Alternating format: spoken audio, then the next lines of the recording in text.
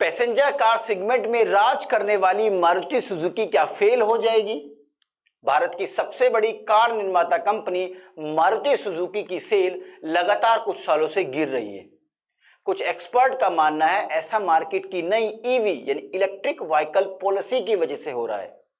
दरअसल पेट्रोल के लगातार बढ़ते दाम और क्लीन एनर्जी मिशन को पूरा करने के लिए सरकार ने पिछले कुछ सालों में इलेक्ट्रिक व्हीकल पर बहुत जोर दिया है। इसलिए बहुत सी कार कंपनी जैसे टाटा मोटर्स, महिंद्रा, हुंडई और किया ने अपनी इलेक्ट्रिक कार को बाजार में उतार दिया है। पर हैरानी की बात यह है दोस्तों कि इस मार्केट की बादशाह कंपनी यानी मारुति सुजुकी ने अभी तक कोई भी ईवी कार को मार्केट में नहीं उतारा है। 2019 से पहले भारत की टोटल ऑटोमोबाइल मार्केट में सुजुकी का मार्केट शेयर 50% से ज्यादा था, लेकिन साल दर साल यह मार्केट शेयर घटता जा रहा है। आज यह मार्केट शेयर 42% पर है। दोस्तों, आज की वीडियो में यही जानने की कोशिश करेंगे कि क्यों मारुति सुजुकी धीरे धीरे अपना मार्केट खो रही है, और उन कंपनियों के बारे में जानने की कोशिश करेंगे जो मारुति को आने वाले समय में रिप्लेस कर सकती है। नमस्कार दोस्तों, मेरा नाम राहुल शर्मा है और आप मेरे साथ जुड़े हैं टेक्स्ट बुक के प्लेटफॉर्म पर। मारुति सुजुकी की कहानी शुरू होती है दोस्तों साल 1971 में, जब मारुति लिमिटेड नाम की कंपनी को कंपनीज एक्ट के तहत रजिस्टर्ड किया गया था। इस कंपनी के प्रबंधक निर्देशक यानी मैनेजिंग डायरेक्टर इंदिरा गांधी के पुत्र संजय गांधी थे। कंपनी का उद्देश्य उस समय एक पूर्ण स्वदेशी कार बनाना था जो आम आदमी की पहुंच में हो सके। साल 1971 के बाद कुछ वर्षों तक कंपनी ने कोई नई कार लॉन्च नहीं करी। संजय गांधी ने इस कंपनी को आगे बढ़ाने के लिए जर्मन कंपनी फोक्सवैगन से करार किया, लेकिन दोस्तों भारत में उस समय लग गया आपातकाल और जर्मन कंपनी ने भारत में कोई रुचि नहीं दिखाई। इस दौरान साल 1977 में छठी लोकसभा के लिए चुनाव हुए और कांग्रेस चुनाव हार गई और भारत में जनता पार्टी की सरकार बनी, जिसके बाद मारुति लिमिटेड को साल 1977 में परिसमापन में भेज दिया। इसका मतलब एक ऐसी कार्रवाई जिसमें कंपनी का वैधानिक अस्तित्व समाप्त हो जाए और कंपनी की प्रॉपर्टी को बेचकर जो कर्ज लिया गया है उसको चुका दिया जाए। इसके बाद साल 1981 में जब संजय गांधी की मृत्यु हो गई, साल 1982 में मारुति उद्योग लिमिटेड और जापानी कंपनी सुजुकी के बीच एक करार हुआ और साल 1983 में इस कंपनी ने देश की पहली किफायती कार मारुति 800 को मार्केट में उतारा। बस फिर क्या था दोस्तों, मारुति सुजुकी पीछे मुड़कर देखने वाली नहीं थी और यह कंपनी भारत की सबसे बड़ी कार निर्माता कंपनी बन गई दोस्तों। लेकिन आज फिर इस कंपनी की मार्केट शेयर को देखकर तो ऐसा लग रहा है कि इस कंपनी के सितारे दोबारा गर्दिश में हैं। साल 2022 की बात करें तो तीसरे क्वार्टर में मारुति सुजुकी की डोमेस्टिक व्हीकल सेल 19% गिरकर 3,74,481 यूनिट ही रह गई, जो फाइनेंशियल ईयर 2001-2 के थर्ड क्वार्टर के बाद अब तक की सबसे बड़ी गिरावट है।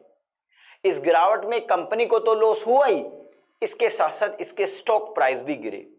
दरअसल इस गिरावट के पीछे की असली वजह है 2020 में इंडियन गवर्नमेंट द्वारा लाया गया नेशनल इलेक्ट्रिक मोबिलिटी प्लान है, जिसके तहत 2030 तक 30% प्राइवेट कार, 70% कमर्शियल कार, 40% बस और 80% 2 and 3 व्हीकल को इलेक्ट्रिक व्हीकल में कन्वर्ट करना है। टाटा ने सरकार के इसी मिशन को आगे बढ़ाते हुए सन 2020 में अपनी पहली EV car Tata Nexon EV को लॉन्च की और इसके बाद और भी बहुत सारे मैन्युफैक्चरर भारत में ईवी कार लॉन्च कर चुके हैं। लेकिन मारुति सुजुकी ने कहा है कि अभी हमारा भारत के मार्केट में ईवी कार लॉन्च करने का कोई इरादा नहीं है। पहले हम भारत का ईवी मार्केट देखेंगे, तब 2025 तक ईवी कार को लॉन्च करने का सोचेंगे। दोस्तों, आप जानते ही होंगे कि मार्केट के साथ आगे ना बढ़ने के कारण बहुत सारी कंपनियां भारत में औंधे मुंह गिर चुकी हैं। ऐसी एक कंपनी नोकिया भी थी। मारुति सुजुकी की आज की पॉलिसी देखकर ऐसा ही लगता है कि मारुति भी नोकिया की राह पर चल चुकी है। ऐसे में बहुत सारी कंपनियां तैयार है जो मारुति को रिप्लेस कर सकती है। दोस्तों आइए जानते हैं भारत में कौन कौन सी कंपनी है जो मारुति को आने वाले समय में रिप्लेस कर सकती है अगर मारुति ने अपनी पॉलिसी नहीं बदली। तो इसमें नंबर 1 पर आती है टाटा मोटर्स। 2020 से पहले टाटा मोटर्स शटडाउन होने की कगार पर थी, लेकिन आज आपको जानकर अचंभा होगा, ईवी मार्केट के 80% हिस्से पर टाटा मोटर्स का कब्जा है। अगले कुछ सालों में टाटा मोटर्स लगभग 10 नई इलेक्ट्रिक कार लॉन्च करने वाली है।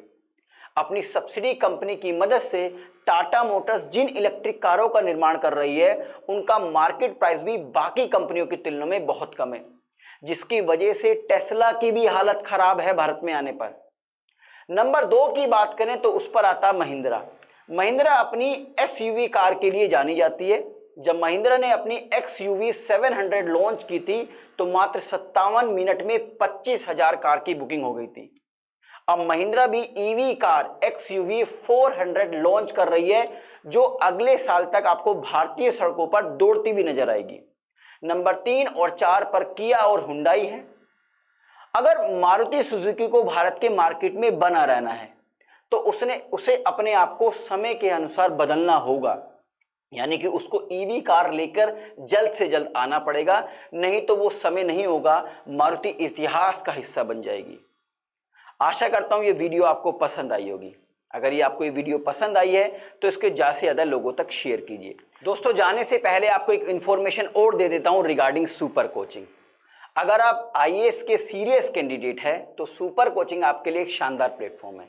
सुपर कोचिंग इंडिया के जो टॉप मोस्ट एजुकेटर्स हैं उन सभी एजुकेटर्स की प्री रिकॉर्डेड वीडियोस का कलेक्शन है। दोस्तों यहाँ पर डेली बेसिस पर एक्सपर्ट्स के द्वारा लाइव सेशंस होते हैं ताकि आपके डाउट्स ना रहे और आपका रिवीजन होता रहे।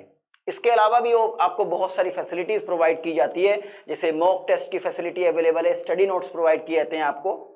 अब आप सोच रहे होंगे सुपर कोचिंग का फीस कितना है, तो अगर मैं सुपर कोचिंग की फीस की बात करूं दोस्तों तो इसका फीस है 3000 रुपये पर मंथ, यानी 3000 रुपये महीना में आप सुपर कोचिंग का सब्सक्रिप्शन ले सकते हैं। हाँ, इसमें अगर आप मेरा कूपन कोड यानी RAA20 यूज करते हैं तो आपको 20% डिस्काउंट मिलेगा, यानी आपकी फीस हो जाएगी 2400 रुपये महीना, यानी 2400 रुपये महीना में आप सुपर कोचिंग का सब्सक्रिप्शन ले सकते हैं। अब सब्सक्रिप्शन कैसे लेना है तो उसका लिंक इस वीडियो के डिस्क्रिप्शन में है। आशा करता हूं वीडियो आपको पसंद आई होगी, तो इस वीडियो को ज्यादा से ज्यादा लोगों तक शेयर कीजिए, हमारे चैनल को सब्सक्राइब कीजिए और हाँ, बेल आइकन को प्रेस करना ना भूलें। नमस्कार, जय हिंद।